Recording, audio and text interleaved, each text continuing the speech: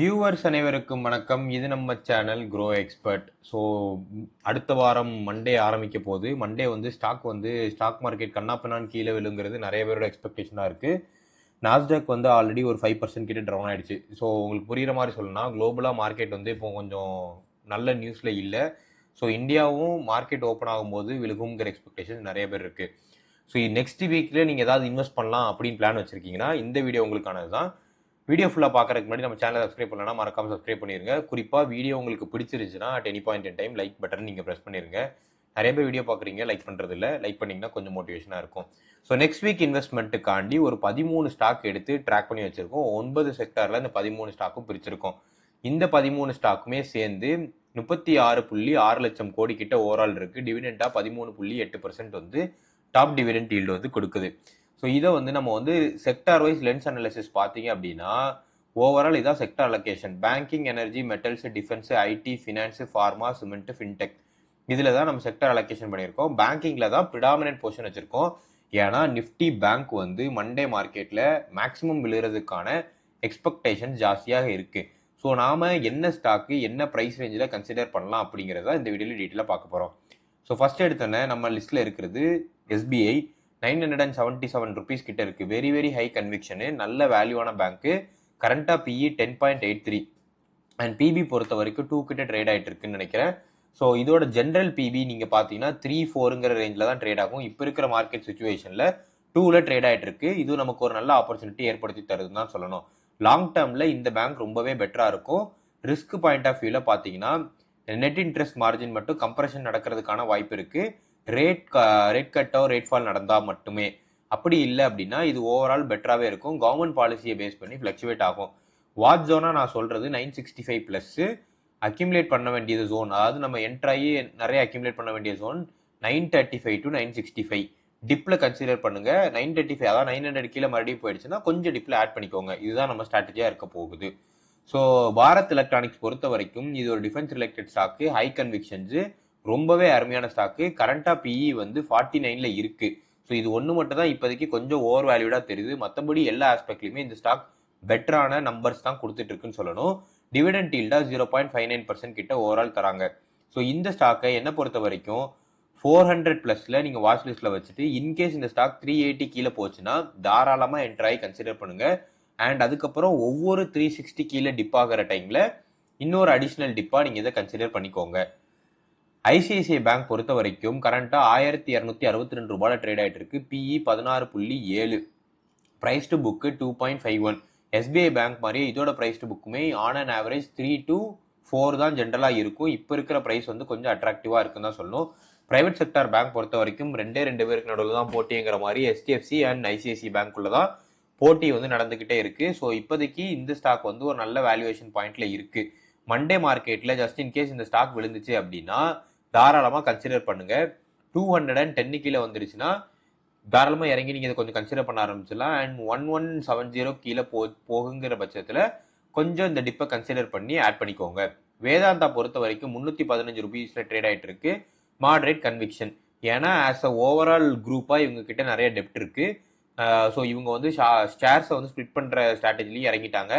அதை பேஸ் பண்ணிட்டு தான் எந்த ஷேர்ஸில் டெப்ட் எவ்வளோ இருக்குங்கிறத பார்த்து நாம கன்சிடர் பண்ணிக்கலாம். பிஇ கரண்டா 14, ஒரு நல்ல ப்ரைஸ்ன்னு சொல்லணும். டிவிடெண்ட் ஈல்டா மட்டும் 13.78% தராங்க.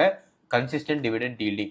என்னை பொறுத்த வரைக்கும் அக்யூமுலேஷன் ஜோனா நான் சொல்றது 295 கீழே போயிடுச்சுன்னா ஸ்டாக்கை தாராளமாக கன்சிடர் பண்ணுங்க. அண்ட் 280 கீழே போச்சுங்கிற பட்சத்தில் அக்ரெசிவான அடிஷனுக்குள்ள நீங்க போகலாம். ஜாகில் ப்ரீபெய்ட் இது வந்து ஒரு SaaS base fintech company. So சாஸ்ங்கிறது சாஃப்ட்வேர் ப்ரொவைட் பண்ணுற கம்பெனி ஃபினான்ஷியல் சர்வீஸ்க்கு. ஸோ இந்த கம்பெனி பொறுத்த வரைக்கும் கரண்டாக பிஇ வந்து 20.32ல் இருக்கு. ஸோ டிவிடெண்ட் வந்து 0. ஓவரால் இந்த கம்பெனி வந்து கொஞ்சம் ஸ்ட்ராங்கான குவார்ட்டர் சேல்ஸாக 44% கிட்ட போட்டு ரெவன்யூ ஜென்ரேட் பண்ணியிருக்காங்க. ரிஸ்க்காக நான் பார்க்குறது இது ஒரு ஸ்மால் கேப் கம்பெனி, ஹைலி வாலட்டிலாக இருக்கிறதுக்கான வாய்ப்பு இருக்குது. ஆப்ரேஷன் மார்ஜின் வந்து ரொம்ப தின்னாக ட்ரேட் ஆகிட்டு இருக்கு. வேல்யூவேஷன் 20ங்கிறது ரொம்ப ஜாஸ்தி. அக்யூமுலேட் அதாவது என்ட்ராக வேண்டிய ஜோனு நான் சொல்கிறது 185 கீழே, டிப்பு வந்து 170 கீழே போயிருச்சு அப்படின்னா அக்ரெசிவாக நீங்கள் இதை ஆட் பண்ண ஆரம்பித்து விடலாம். ஸோ அடுத்து நம்ம பார்க்க போகிற ஸ்டாக் வந்து விப்ரோ. ஆல்ரெடி ப்ரெஷரில் இருக்கிற ஸ்டாக்கு, ரொம்ப அருமையான stock. Top 4 ID players in இந்தியாவில் விப்ரோவும் ஒன்று. 15.78ங்கிற பிஇல ட்ரேட் ஆயிட்டு இருக்கு. ஓவரால் ஐடி செக்மெண்ட்டே ப்ரெஷரா இருக்கு. அதை தவிர்த்து இந்த கம்பெனில எதுவும் நெகட்டிவாக இல்லை. குவார்டர்லி ப்ராஃபிட் அதனால 1.9% கிட்ட விழுந்திருக்குன்னு சொல்லணும்.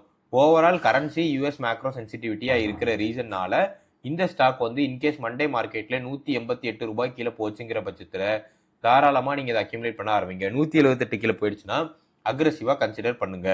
ஐஓசிஎல். ஸோ ஐஓசிஎல் பொறுத்த வரைக்கும் கரண்ட் மார்க்கெட் பிரைஸ் 138 ரூபாயில ட்ரேட் ஆயிட்டு இருக்கு. பிஇ வெறும் 4.6 தான் இருக்கு. Book value 0.89. அருமையான ஆப்பர்ச்சுனிட்டி ஐஓசிஎல் பொறுத்த வரைக்கும். டிவிடெண்டா 5% தராங்க. ஆல்ரெடி இருக்கிற ரேஞ்சே என்ன பொறுத்த வரைக்கும் ஒரு நல்ல என்ட்ரி ஆப்பர்ச்சுனிட்டி தான் சொல்லுவேன். ஆல்ரெடி இந்த ஸ்டாக் நீங்க வச்சிருக்கீங்க, உங்களுக்கு பிலோ ஆவரேஜ்ல இருந்துச்சுன்னா இதை வச்சு ஆவரேஜ் அவுட் பண்ணிக்கோங்க. க்ரூடோட பிரைஸ் வந்து இப்போ ரொம்ப வாலட்டிலா ஸ்விங் ஆயிட்டு இருக்கு.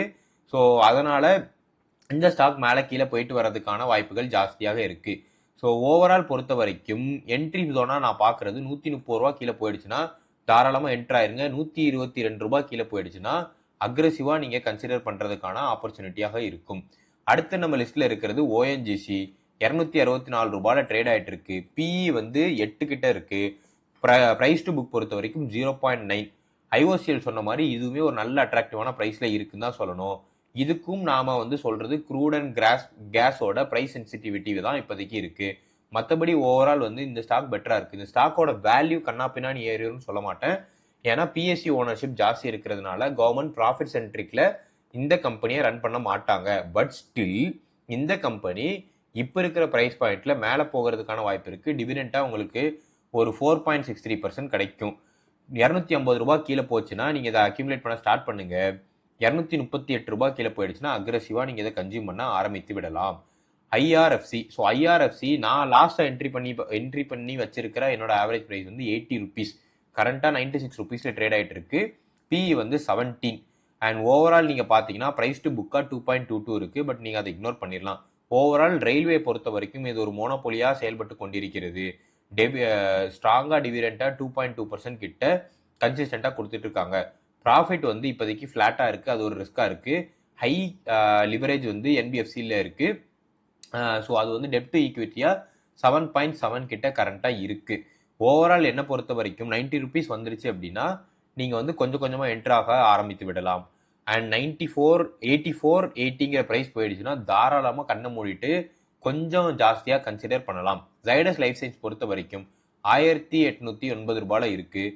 என்னோட ஆவரேஜ் ப்ரைஸ் வந்து 900 கிட்ட இருக்கு. ஓவரால் இந்த ஸ்டாக் பொறுத்த வரைக்கும் பிஇ வந்து 20 கிட்ட இருக்கு கரண்டா. அண்ட் ஓவரால் வந்து டிவிடெண்ட் ஈல்டா 0.09. அது வந்து ரொம்ப நெக்லிஜிபிள், இக்னோர் பண்ணிடலாம். டெப்டும் பெருசா இந்த கம்பெனில இல்ல. ஓவரால் நீங்க இந்த கம்பெனி ஸ்டாக்ல நெகட்டிவா நான் பாக்குற விஷயம் என்னன்னா யூஎஸோட ஜென்ரிக் மெடிசனோட பிரைஸ் வேரியேஷனும் காஸ்டோட மார்ஜின் ப்ரெஷர்ஸும் நடக்கிறதுக்கான வாய்ப்பு இருக்கு. ஏன்னா நிறைய கம்பெனிஸ் வந்து ஜென்ரிக் மெடிசன் கேட்டகரிக்குள்ளே என்டர் ஆகிட்டார்கள். அது ஒரு ரீசனா இருக்கலாம். டிவிடெண்ட் வந்து ரொம்ப நெக்லிஜிபிளா இருக்கு இந்த கம்பெனில. அது ஒரு பேட் இது. பட் ஃபார்மா வந்து எப்பவுமே ஒரு safe bet in terms of மார்க்கெட்ல ஜியோபொலிட்டிக்கல் டென்ஷன் நடக்கும்போது ஃபார்மா ஒரு சேஃப் பெட் தான் சொல்லுவேன். அக்யூமுலேட் அதாவது நீங்க ஃப்ரெஷ் என்ட்ரி கொடுக்குறீங்க, கொஞ்சம் ஏதாவது கன்சிடர் பண்ணலாம் டிப்ல நினைச்சீங்கன்னா 1035 ரூபாய் கீழே போச்சுன்னா தாராளமாக கன்சிடர் பண்ணுங்க. 985 ருபீஸ் கிட்ட போயிடுச்சுன்னா கண்ணை மூடிட்டு நீங்க கொஞ்சம் அடிஷ்னலா கூட ஆட் பண்ணி வச்சுக்கோங்க. அம்புஜா சிமெண்ட் இது Adani backup company 470 rupees 17 rupees கிட்ட ட்ரேட் ஆயிட்டு இருக்கு. ஓவரால் பிஇ வந்து 20. சிமெண்ட் இண்டஸ்ட்ரியில இந்த பிஇ வந்து ஒரு கன்சிடபிளி ஓகேவான பிரைஸ் தான். ஒரே ஒரு ரிஸ்கா நான் பாக்குறது சிமெண்ட் வந்து ஒரு சைக்கிளிக்கல் டிமாண்டு. ஆல்சோ இன்புட் காஸ்டோட இன்ஃபிளேஷன் ரொம்ப ஜாஸ்தியா இருக்கு. குறிப்பா எனர்ஜி ஃபியூயல் வந்து இதுக்கு இன்ஃபிளேஷன் வந்து ரொம்ப ஜாஸ்தியா இருக்கு. அண்ட் குரூப்போட கவர்னன்ஸ் வந்து அதானி என்டிட்டிஸோட டைப்பா இருக்கிறது சில இன்வெஸ்டர்ஸ் மத்தியில் அது ஒரு நெகட்டிவ் சென்டிமெண்டாகவும் பார்க்கப்படுது. புதுசா என்டர் பண்ணலான்னு இருக்கீங்கன்னா 395 ரூபாய் ஒரு நல்ல ஜோனா இருக்கும். அண்ட் 375 ரூபாய் போயிடுச்சுன்னா கண்ணை மூடிட்டு ஜாஸ்தி கன்சிடர் பண்ணுங்க. ஓவரால் 565 ரூபாய் கிட்ட ட்ரேட் ஆயிட்டு இருக்கு. இந்த 565 ரூபாய் வந்து பிஇ வந்து 17.53ங்கிற ரூபாயில ட்ரேட் ஆயிட்டு இருக்கு. ஓவரால் ஜிங்க் அண்ட் சில்வருமே சைக்கிளிக்கலா தான் இருக்கும். பிரைஸ் டு புக் பொறுத்த வரைக்கும் 10xல கரண்டா ட்ரேட் ஆயிட்டு இருக்கு. ஒரு ரிஸ்கா இருக்கு. அக்யூமுலேஷன் ஜோனா நான் சொல்றது 530. அண்ட் டிப்ல நீங்க கன்சிடர் பண்ணலாம்னு நினைச்சீங்க அப்படின்னா 500 ரூபாய் கீழே போயிடுச்சுன்னா கண்ணை மூடிட்டு தாராளமாக கன்சிடர் பண்ணுங்க, பெட்டராகவே இருக்கும். கேல் இந்தியா பொறுத்த வரைக்கும் 167 ரூபாயில ட்ரேட் ஆயிட்டு இருக்கு.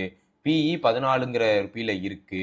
அண்ட் ஓவரால் இந்த ஸ்டாக் வந்து இப்ப இருக்கிற பிரைஸ் பாயிண்ட் வியூல கொஞ்சம் கீழே விழுந்துச்சுன்னா ஒரு நல்ல அட்ராக்டிவான ப்ரைஸ் இருக்கிறதுக்கான வாய்ப்பு இருக்கு. ஸோ 158 ரூபாய் கீழே போச்சு அப்படின்னா தாராளமாக கண்ணை மூடிட்டு என்ட்ரு ஆகுங்க. 148 ரூபாய் கீழே போயிடுச்சுன்னா கொஞ்சம் ஜாஸ்தியாக கன்சிடர் பண்ணுங்க. இந்த ஓவரால் உங்களுக்கு வீடியோ பிடிச்சிருக்கும் நம்புறேன். இந்த வீடியோ உங்களுக்கு பிடிச்சிருந்துச்சி அப்படின்னா மறக்காம நம்ம வீடியோவை லைக் பண்ணிருங்க, ஷேர் பண்ணுங்க உங்க ஃப்ரெண்ட்ஸுக்கும். உங்களுக்கு ஏதாவது ஸ்டாக் பத்தி தெரிஞ்சுக்கணும் அப்படின்னா கமெண்ட் பண்ணுங்க.